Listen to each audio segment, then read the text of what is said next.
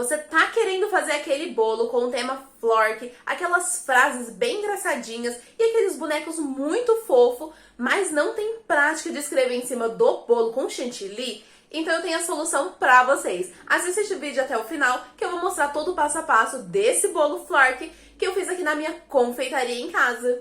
Oi pessoal, eu sou a Dani, bem-vindos ao meu canal. Hoje eu vou mostrar todo o passo a passo desse bolo com aplicação de papel de arroz com a frase do bolo bento, aqueles bolos Flork. Aqui a gente conhece pelos dois nomes. Tem o bolo bento, que a gente já sabe que é essas frases, e também o bolo Flork, que a gente sabe que é aquele bonequinho que super arrasa aí nas redes sociais. Então se você já gostou, deixa um like pra gente, comenta aqui embaixo e não se esquece de se inscrever no nosso canal, porque a gente tá soltando vídeo toda semana. Vamos lá pro vídeo?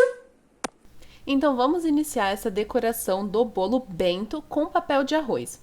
É bem simples, gente. O processo vai ser basicamente os mesmos processos de confeitar o bolo. A única parte que vai mudar vai ser do papel de arroz, mas eu vou deixar bem detalhado e vou explicando pra vocês no finalzinho, né? Porque a gente vai ter que decorar o bolo primeiro pra depois eu mostrar esse processo pra vocês.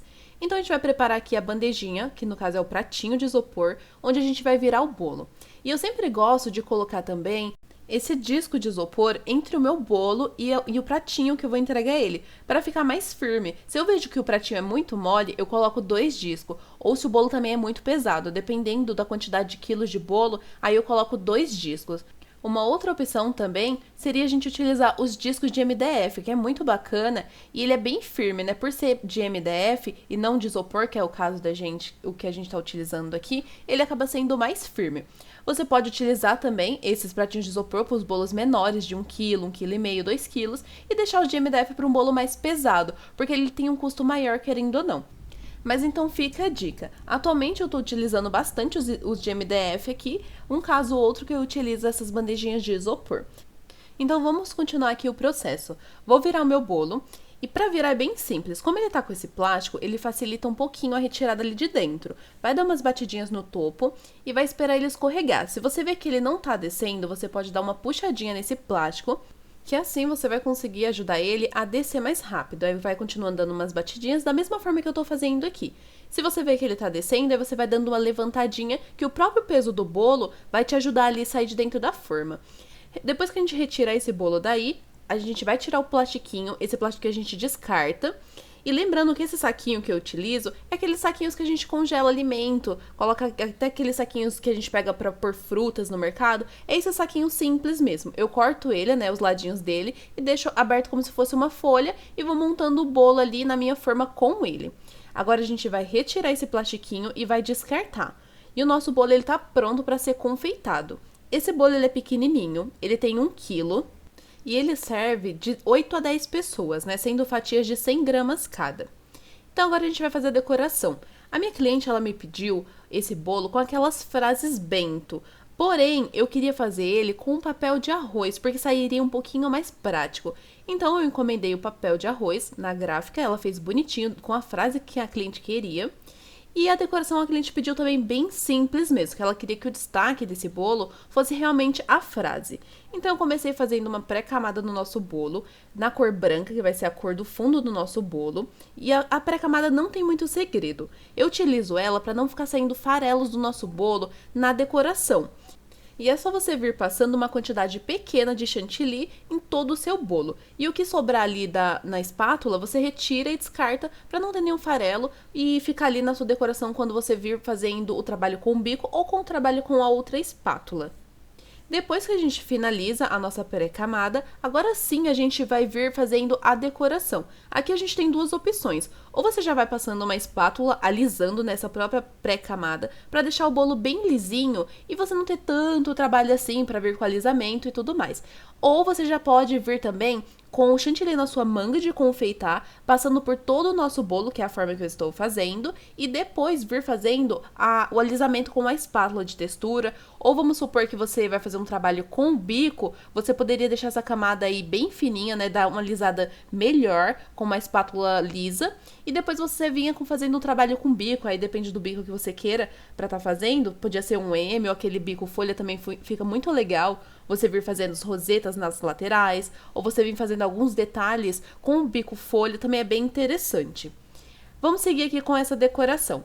Vou passar o chantilly por todo o meu bolo. Utilizar a manga de confeitar, nesse caso, é bacana, porque você consegue dosar a quantidade de chantilly que você está colocando no bolo. Às vezes eu pego e jogo todo o chantilly por cima, e vou despejo de uma vez e venho só alisando. É bacana você fazer dessa forma quando você já tem um costume maior de trabalhar com o chantilly no bolo.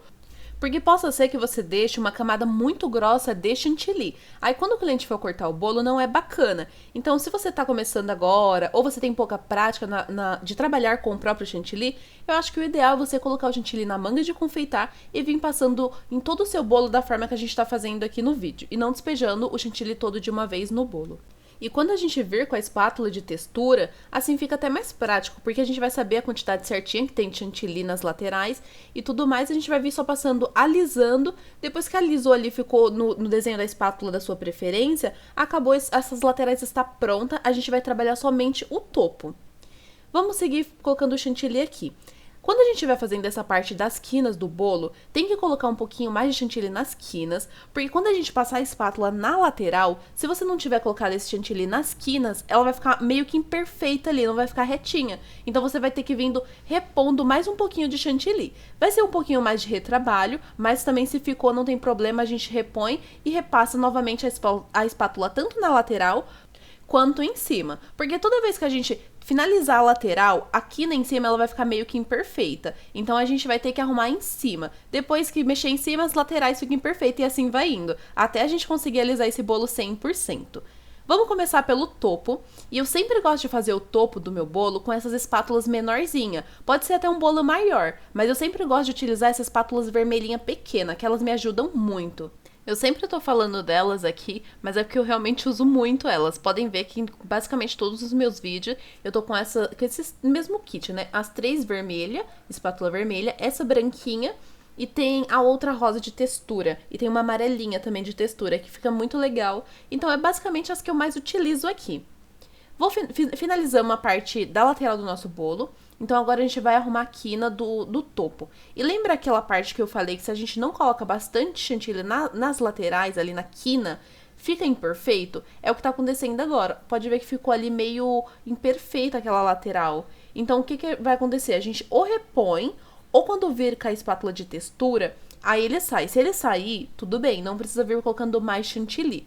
Mas aí vai depender, cada caso, um caso. Vou passar a espátula de textura agora, porque eu sempre gosto de vir alisando o bolo e depois vir com a de textura, né? Pra ficar bem certinho. E automaticamente a nossa quina imperfeita, ela ficou bonitinha, tá vendo? A gente só vai alisar mesmo. Então, nesse caso, a gente não precisou repor a quantidade de chantilly ali. Mas se tivesse ficado algum buraquinho, alguma imperfeição, não teria problema. A gente colocaria e fazia o processo novamente. Vinha com a espátula, alisava bonitinho, que dá tudo certo no final. Pode ver que o processo foi bem simples até aqui, não tem muita dificuldade, é só a prática mesmo. Se você tem um pouco mais de dificuldade, tenta uma vez, 2, 3, porque não tem segredo. Passou o chantilly no bolo, você vai ter que vir fazendo o trabalho com as espátulas. Se viu que tá faltando ali chantilly de um lado, se ficou imperfeito, repassa o chantilly, passa a espátula e assim vai indo esse processo. Se ainda não tá bacana, vai repetindo o processo até você gostar do seu trabalho. Se for um bolo que você tem que entregar, vamos supor, às 5, você começa a trabalhar nele 2 horas antes, mais ou menos, que aí você tem essas 2 horas para finalizar esse bolo e entregar bem bacana pro seu cliente. Mas não deixa de pegar encomenda ou não deixa de fazer algum bolinho para casa mesmo, para tentar a decoração, por medo ou receio de alguma coisa. Tenta, testa, faz um exemplo, ou se não treina também com aqueles discos de isopor, que tem aqueles bolo fake, dá pra treinar também com os discos de isopor, vai testando, porque acredito eu que a parte mais complicadinha é a parte da decoração do bolo, porque você montar não tem segredo, você montou tudo bonitinho, é só não colocar muito excesso de líquido no seu bolo, tanto uma massa estruturada, um recheio bacana, não tem erro. Eu acho que o mais trabalhoso que a gente fica fazendo o trabalho repetitivo é a parte da decoração mesmo, mas de resto é mais tranquilo. É mais questão de prática mesmo.